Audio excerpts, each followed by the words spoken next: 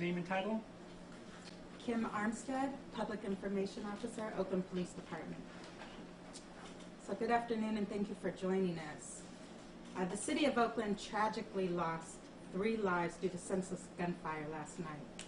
With the loss of these 3 individuals, Oakland is now at 90 homicides for the year compared to 97 at this time last year. So I'll provide a brief overview of the 3 homicides that occurred last night within a 45-minute span before turning it over to Deputy Chief Beer to answer any follow-up questions. The first 2 homicides occurred just before 7:45 p.m. in the 3100 block of Telegraph Avenue. Our communications division received a shot spotter activation in the area for multiple rounds. Upon arrival, officers located 2 male adults, one 27 years old and the other 59 years old, both suffering from gunshot wounds. OPD officers and personnel from the Oakland Fire Department rendered medical aid, but unfortunately, both victims were pronounced deceased on scene. A 3rd adult male, 19 years old, self-transported to a local hospital with non-life-threatening injuries. Through the preliminary investigation, there appears to be multiple shooters in a vehicle that opened fire on a crowd of individuals at 2 separate establishments in the 3100 block of Telegraph Avenue. At this time, we are uncertain of the motive and are investigating all possible leads. Less than an hour later, we received information about a 3rd homicide in the area of East 20th and 23rd Avenue. Our communications division received multiple calls reporting a shooting that occurred at 8:30 p.m. in the 2200 block of East 20th Street. When officers arrived on scene, they located an adult female, 48 years old, suffering from a gunshot wound. Officers rendered aid to the victim until relieved by medical personnel, but unfortunately, the victim succumbed to her injuries and was pronounced deceased on scene. While investigating these 3 homicides, officers also had to address 4 separate shootings that occurred citywide within a 13-hour span. Additionally, we were also investigating an incident close to home, as 2 of our officers were actually injured by a suspected drunk driver last night. The officers were providing traffic control in the 3000 block of Telegraph Avenue for the homicide investigation when the collision occurred.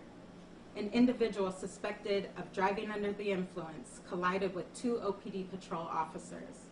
One officer was inside a fully marked OPD patrol vehicle, and the other officer was standing outside. Thankfully, both officers were transported to an area hospital with non-life-threatening injuries. The driver of the vehicle was arrested for suspected driving under the influence, and anyone with information is asked to contact the OPD traffic unit at area code 510-777-8570. So I'll now turn it over to Deputy Chief Beer for any follow-up questions. Thank you.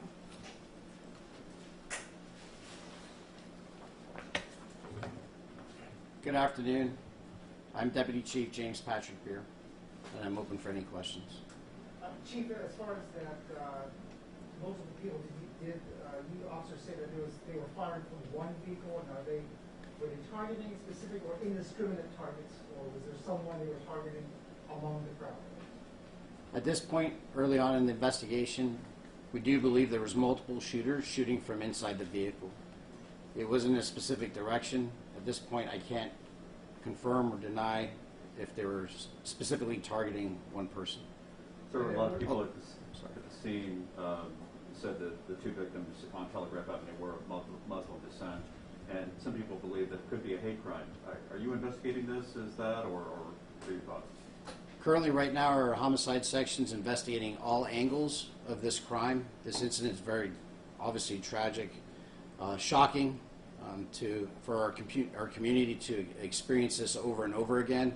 We're taking nothing off the table, but we're investigating every possible scenario that may have resulted in this violent crime. Can you give us the names and ages of the victims? Unfortunately, right now, we're still working with our victim outreach and advocates, as well as the homicide section, to make the proper notifications to family the next of kin notification, so I can't release their names at this point. Can you give us any info on the police officers that were injured? Release the names of the officers that were Or injured. any info, if they're veterans or... So both officers have been working in the downtown area. I would say they're veteran officers. They're not brand new, no. Foot patrol or... Patrol. And Chief, the victims who were hit in 31st and Telegraph, were they outside those establishments or inside of a combination of the three who were hit? So 2 victims, it appears, were struck outside, and a 3rd victim was struck while inside one of the locations. Sorry, you don't know if the person who was inside was someone who ended up dying or injured? Yeah. So one of the victims that passed away, that was pronounced at the scene, was actually inside one of the buildings. And so you don't know if it's the younger victim or the older victim? It was the older victim. Who was inside? Inside, yes, sir. Chief, with so many incidents happening at once and resources already limited in terms of officers and responding to the scene, what kinds of challenges has this presented to not only officers but also to the entire city, and are people at risk because you're stretched so thin? It is a significant challenge, actually, for our staff and for the community. Anytime there's a critical incident, whether it be a fatal accident, a homicide, or a barricaded suspect, or just a serious crime that's evolving, it drains a lot of resources to properly do it safe, to contain the area, to make sure not only for the safety of the community, but the officers and then the people involved as well. So when we're actually responding to critical incidents, just say like a homicide, it's definitely taxing, and it prevents us from responding to other calls for service. And as you can hear from Officer Armstead, there was a lot of calls that were coming in last night related to violence. We had multiple homicide scenes plus shootings, as well as people calling for crimes in progress, robberies, and burglaries. So it is a tremendous strain. It's hard. Obviously, we try to manage our resources as properly and appropriately as we can. But yes, when you need the appropriate on each scene to make sure everyone is safe. How many more officers do you need right now, and what types of calls were not responded to last night? Well, we're authorized 726 officers. Currently, our staffing is at 681. I would hope that we could be fully staffed as soon as possible. With regards to calls that we couldn't respond to, that's actually, we have to triage the calls as they come in. That starts with our communications division. So they pretty much, every call that comes in, they prioritize it on whether, for many different aspects, but obviously violent crime comes first. If there's suspects on scene, if we feel that people are threatened, sanctity of life comes first. So other calls that would be less of a priority would be property crime calls, cold reports, or burglaries where the suspect's not on scene. All of those would actually have to wait till we'd have an officer be able to clear to take those calls. Yes. So Chief Armstrong said some months ago that in his judgment, OPD needs between 1,100 and 1,200 sworn to protect the city of our size. Is that feasible? I agree with that assessment. I live here in Oakland. I'm raising my kids here in Oakland. I would like to have that number of police officers to make sure my neighbors, my family, and friends are all safe. I mean, if you look at the call volume, the violence that we're dealing with, our population continues to grow. When I first started here, we were nowhere near the numbers we are right now. The city, you can see the construction. There's more people moving in. It's a vibrant city. We're opening back up after COVID. But our police staffing levels are not growing with that. So every time the population grows, there's going to be more calls for service. There's going to be, unfortunately, some incidents where people don't get along, and we're going to be challenged with responding to calls. And if we don't have the appropriate numbers to reflect the population, we're going to continue to struggle. So I'm 100% in agreement with Chief Armstrong. What do you attribute the low numbers to? There's many different factors that go into that. Obviously, our elected leaders have been working really hard to help us, boost our numbers back up. We're looking at different avenues for deployment of officers to include overtime, assignments, but that can only carry you so far. I will say we have multiple academies going through right now. One's set to graduate in October, so that's a bright light that we're really looking forward to the help for those officers graduating the academy.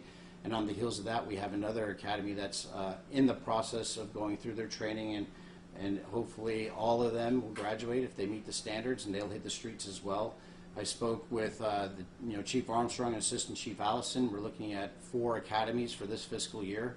That will bring our numbers back up considerably if everyone successfully navigates the program. So there is a bright light at the end of the tunnel. Obviously, growing our numbers is a very important aspect for us to be successful. We have time for 2 questions. The 2 more multiple shooters questions. that were involved in that first vehicle by the mosque, do you believe that they are associated with any of the other shootings that happened over there? No, right. Well, I will caveat this answer with right now we're still in preliminary investigations, but the 2 separate homicide scenes at this point do not look like they are related. And that woman shot 23rd and East 20. Can you say if she was in or near a store, in a car, on foot, anything about what happened? Unfortunately, for the victim, she was on a public street. And was that a drive-by? What was the circumstances of that shooting? I can tell you that someone called 911 and reported that it appeared someone had been shot on the street. Officers responded and found the victim suffering from gunshot wound. Last question. The 17-year-old girl that was shot as well in Parktown, do you have any information about what happened there and update on her condition? I'm sorry, the The 17-year-old girl who was shot, I believe it was off International, do you have an update on her condition? the 2600 block. So she is currently being treated, and she's in critical condition at this moment in time. Do you have an update on what happened there? We'll be So- back. Okay. Okay. Thank you, everyone. Be safe. Yeah.